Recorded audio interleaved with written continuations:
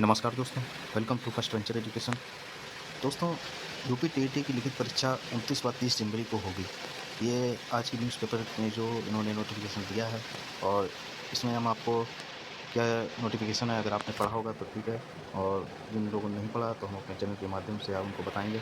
और क्या UP TET के बारे में दिया गया है, और जो UP triple S C TET के रिजल्ट के बारे में क्या इन्फॉर्मेशन है, और जो भी कुछ वैकेंसीज़ के बारे में बताया गया है, तो हम आपको इस अपने चैनल के माध्यम से बताएँगे।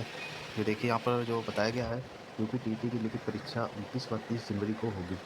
प्रदेश में प्रवक्ता प्रशिक्षित स्नातक टीजीटी और यूपी टीईटी शिक्षक पात्रता परीक्षा की लिखित परीक्षाओं के दिनों में जो यहाँ पर डेट इन्होंने बताई हैं, तो विद्यालयों में शैक्षणिक अवकाश रहेगा। यानी कि जो डेट इन्होंने अनाउंस की हैं, उस डेट पर विद्यालयों में अवकाश रहेगा।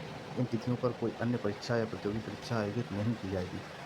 यानी कि जो 29 और 30 जो डेट हैं, उन डेट पर कोई अन्य प्रतियोगी परीक्षा आयोजित नहीं की जाएगी। इन्होंने अपनी डेट को कन्फर्म किया है। और यूपी टीईटी की लिखित परीक्षा 29 व 30 जनवरी 2026 को होगी। पिछली बार यूपी टीईटी 23 जनवरी 2022 को हुई थी। और अभी टीईटी के लिए आवेदन को लेकर कोई उत्तर प्रदेश शिक्षा सेवा चयन आयोग की ओर से कोई तिथि जारी नहीं हुई है। यानी कि अभी आवेदन की कोई तिथि जारी नहीं हुई है, तो डेट इन्होंने अभी अनाउंस की है। माध्यमिक शिक्षा विभाग के अपर मुख्य सचिव दीपक कुमार ने आदेश जारी करते हुए कहा है कि इन परीक्षाओं को देखते हुए परिषदों और विभागों को समन्वय बनाकर आवश्यक कार्यवाही सुनिश्चित करनी होगी।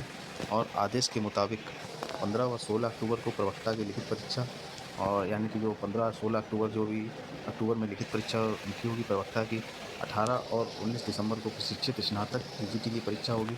और इन तिथियों में माध्यमिक शिक्षा परिषद, माध्यमिक संस्कृत शिक्षा परिषद और अन्य शैक्षणिक संस्थानों के अंतर्गत आने वाले विद्यालयों व संस्थाओं में छात्रों के लिए अवकाश घोषित रहेगा। यानी कि जो डेट रहेंगी, इन पर विद्यालयों में अवकाश रहेगा। इन तिथियों पर परिषद की अन्य कोई परीक्षा नहीं कराई जाएगी। यानी कि जो डेट है वो रिजर्व इन्होंने की है, इन पर कोई अन्य परीक्षा नहीं कराई जाएगी।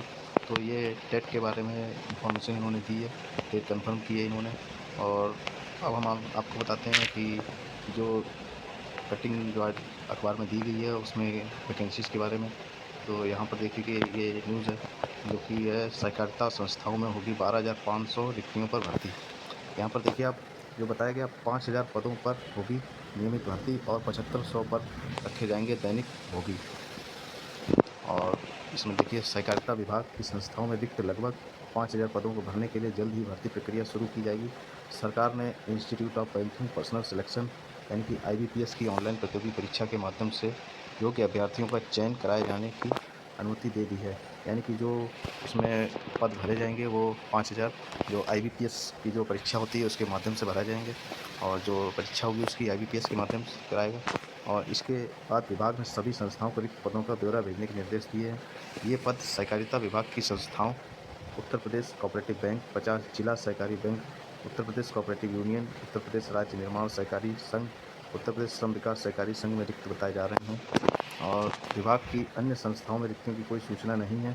प्रदेश के सहकारिता राज्य मंत्री स्वतंत्र प्रभार जेपीएस राठौर के मुताबिक सिर्फ 50 जिला सहकारी बैंकों में ही लगभग 2200 पद रिक्त हैं। तो यहाँ पर देखिए 5,000 पद ये आईबीपीएस के माध्यम से भरे जाएंगे, और 7,500 इसमें देखिए बताया गया। मंत्री ने यह भी बताया कि बहुउद्देशीय प्रारंभिक कृषि समितियों पैक्स में ही लगभग 7,500 दैनिक वेतनभोगी कर्मचारियों की भर्ती की जाएगी। जो 7,500 वैकेंसी रहेगी वो दैनिक वेतनभोगी कर्मचारियों पर भर्ती की जाएगी। यानी कि उनको डेली वाइज जो वेतन मिलेगा। और इन दैनिक वेतनभोगी कर्मचारियों का मानदेय पैक्स खुद वहन करेंगे। विभाग ने प्रमुख सचिव सौरभ बाबू ने बताया कि सरकार ने अब आईबीपीएस की ऑनलाइन प्रतियोगी परीक्षा के माध्यम से भर्तियां किए जाने की अनुमति दे दी है। और रिक्तियों से संबंधित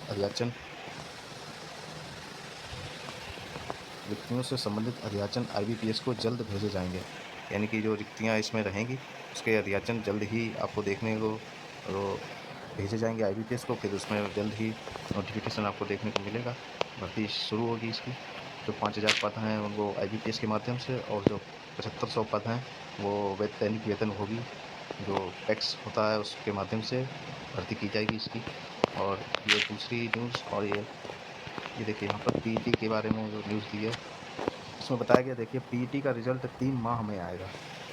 और उत्तर प्रदेश अधीनस्थ सेवा चयन आयोग प्रारंभिक अर्हता परीक्षा पीईटी 2025 के आयोजन के बाद अब इसके परिणाम को तैयारी करने में जुट गया है।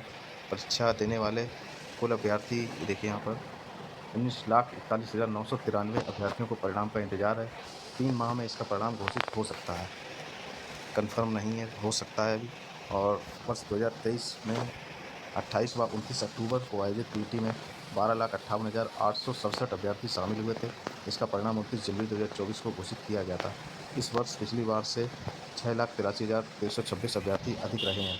ऐसे में अनुमान है कि इस बार रिजल्ट आने में 3 माह का समय लग सकता है, यानी कि 3 माह तो आप इसको मान के चलिए। हालांकि आयोग की ओर से अभी परिणाम घोषित करने की कोई तिथि तय नहीं की गई है।